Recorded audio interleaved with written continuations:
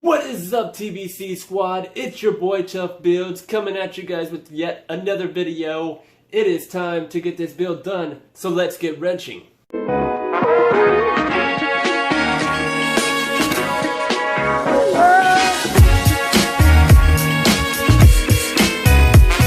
What's up, guys? We are back for another video, and yes guys, I know the last video we ended off with the steering wheel, which we're going to be getting onto that right now. I actually got the piece that you really need to get the steering wheel off, so pay attention to what exactly I am doing, because this video is mainly for this and for the other puller as well, which we're going to show you that in a second. But anyways, let's go ahead and get close and personal into the steering wheel. Went ahead and picked up one of these guys right here. You can find these at any auto parts store that you guys may have around your house. I don't know what you have, but you can pick them up. They're really not expensive, like 22 something, so it's not really outrageous expensive to get one of these. These bolts right here, if you guys actually see them, this will actually depend on what steering wheel you guys have and what car you guys have, because some steering wheels don't have these drill bits inside of it, so you have to use hook ones instead of the ones that I'm using right now. I got this big old pulley right here. I got the little, I guess you can say, pointer on there, which will help push it out. The socket you guys are going to be using is a 3/4 socket, and it doesn't really matter what wrench you guys use. I used my other torque one, but it kind of just kept torquing out. This is what you do, and you just twist it.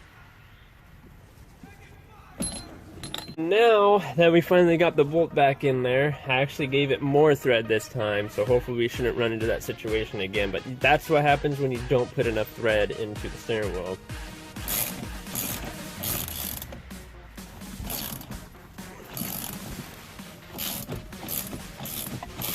The other bolts that are the, I guess, better ones, I guess. So we're going to actually find out how better they are. So this is the round 3 time. It should not be this hard. You're actually supposed to be pulling the steering wheel too at the same time. Alright, so now as I'm tightening this down, oh damn! That thing came off like a breeze. What you guys did not see behind the scenes is that you actually need 2 people for this. So 2 people, best advice, having them pull it like this, and turning it and turning it and turning it and turning it as you're tightening the bolt. So with these bolts, not the silver ones, because the other ones are, well, as you guys seen, pretty crappy, and these actually stayed in. No problem at all. So I think these bolts are more tougher than the other ones I was using. So now the steering wheel is off. That is done. Now we have to go to round 2, which is the front of the car. I'm probably not going to put the steering wheel on right now, but it will be on by tonight for sure. I'm gonna have to take these bolts off. The steering wheel is finally on, and it looks really, really good from the bottom to the top. It was actually really, really easy to get it back on. You just have to find the spot. It's probably better to mark it and mark the little socket right here where you're taking it off at. I just put it back on, hammered it in with my hand a little bit, and then went ahead and tightened the bolt that sits on it, and I plugged this part back in.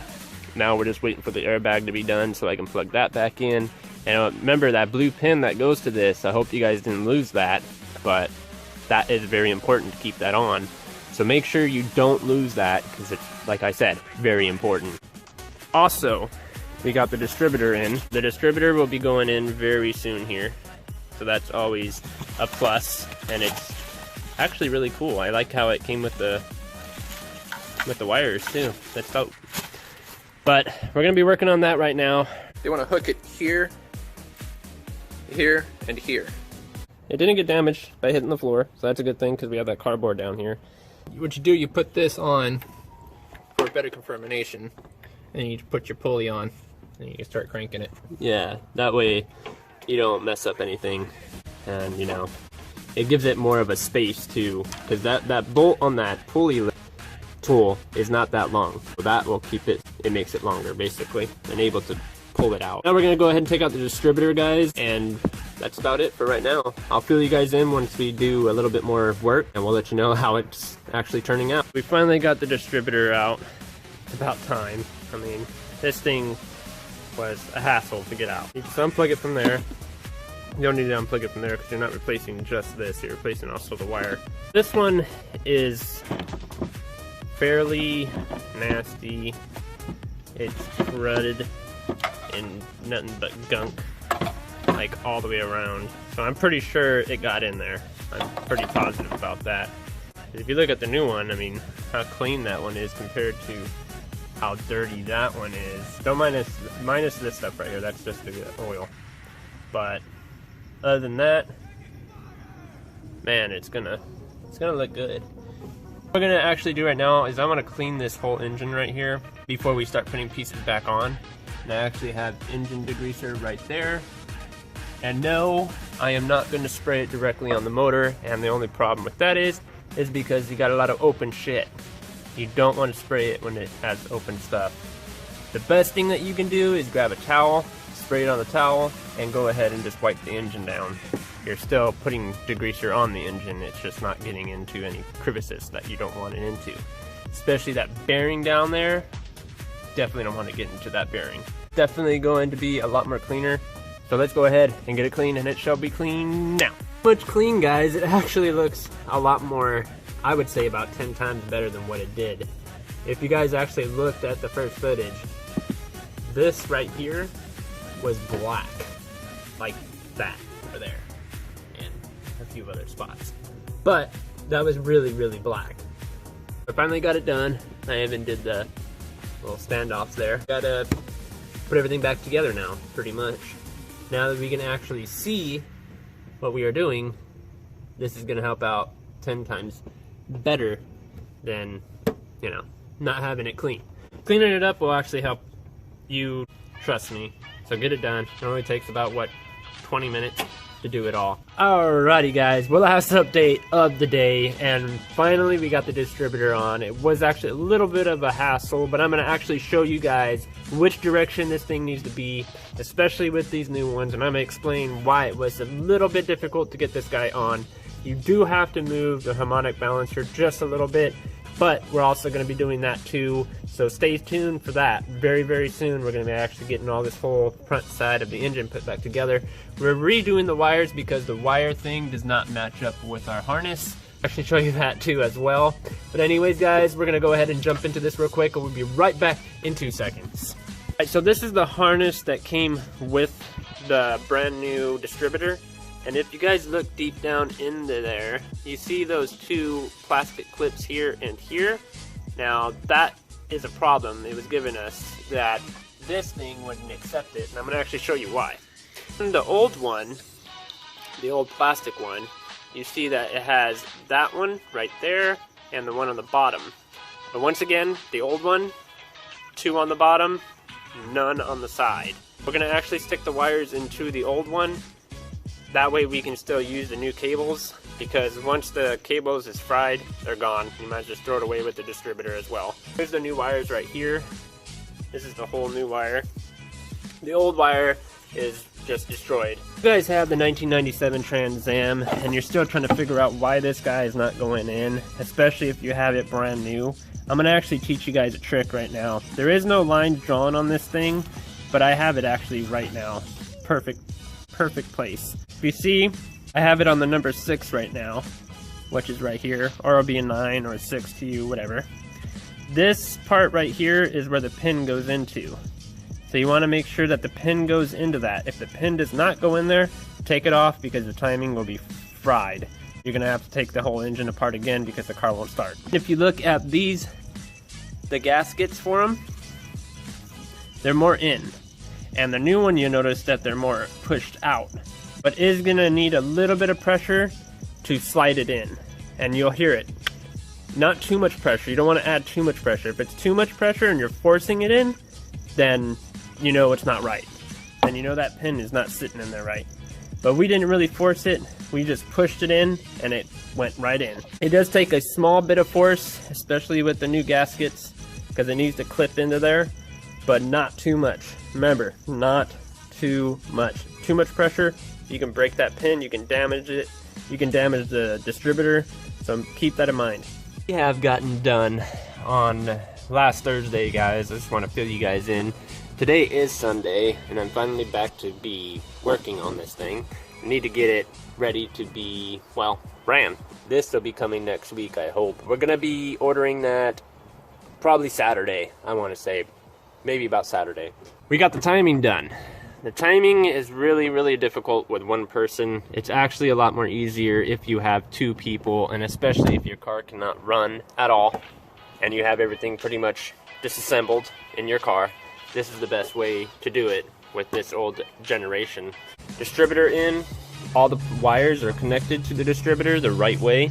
Make sure, like I said, 1, 2, 3, 4, 5, 6, 7, 8 is the passenger side. As long as you remember that, you should have no problems hooking up all these wires. The car is almost done. If I didn't tell you that in the last video, we are actually getting pretty damn close to the final project of the motor. So I can't wait for this thing to actually be done, guys. This is gonna be something really amazing. It's gonna be awesome to hear her roar again. That's what I cannot wait for. Just hearing that muffler again, hearing the motor start up the right way, turning off the right way, then I know my job is good. I know that I've done a good job. That will pretty much fill me in. But right now, what I'm gonna actually do is I'm gonna try to start getting the water pump installed today. That is my main priority of today. Then, after that, I have 2 hoses that I can actually hook up today as well. Get those hoses together. The other hoses, I don't know if I'm going to put them on today because it'll be kind of a waste. After all, we are actually planning to change those hoses out. These hoses right here, I mean, even this one should actually really be replaced. It's not like really extremely bad like these ones down here were. These right here were the worst hoses I've ever seen in my life. We're definitely going to replace those. Without further ado, guys, let's go ahead and get busy for today. What we are looking at right here, guys, is the coupling for water pump. And as you guys see, I did clean it. Went ahead and cleaned it. Okay, now, as you guys can also see, that there is a ring on the side right here, or an indent. It's not really a ring, it's actually an indent. What you want to do with this indent right here is the indent goes in that way. Goes towards the motor. And this part stays like that. What we are about to do right now is I need to clean off this side and this side before I place the water pump on. The best way to do this, grab some really light sandpaper, go over it, make sure that you get it all, make sure it's smooth, and you could probably rub your thumbnail on it and make sure that there's no scratch marks on there, and then you can go ahead and place your water pump back on. That is what we're gonna do right now. Water pump install. Now this can be rather confusing and very time consuming, especially of how much things you actually got to take apart just to get to your water pump here. It's a lot of work, guys, I'm telling you. You got to remove this thing, you got to remove the plate, which is inside this bag right here, and then you also have the water pump. One thing that you want to keep in mind is you want to go ahead and pick yourself up some of this right here. This is the best stuff. I don't want any links happening, and I'm also going to be putting it around this right here, but on the motor. This is what we're going to use. We're going to get the water pump installed. I'm going to get this put on here. Oh yeah, and speaking of which, your new water pump does not come with a new sensor. You're going to have to unplug this from your old one and plug it into your new one.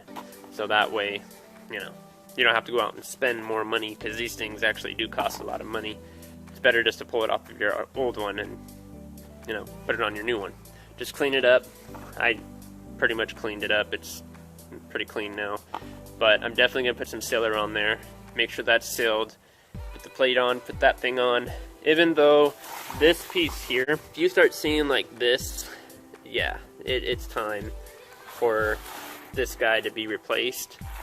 But the only situation that we're running into right now is this.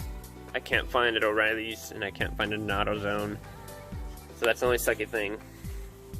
But I'm going to see if they still get the code, then I'm going to take it back off and probably take it to GM and see how much it costs at GM.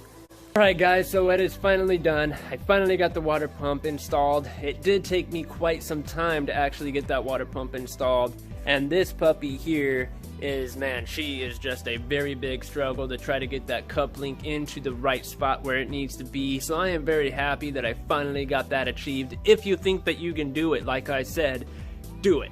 If you can think that you can't break anything, or ask somebody for help. 2 brains is better than 1, just like I said.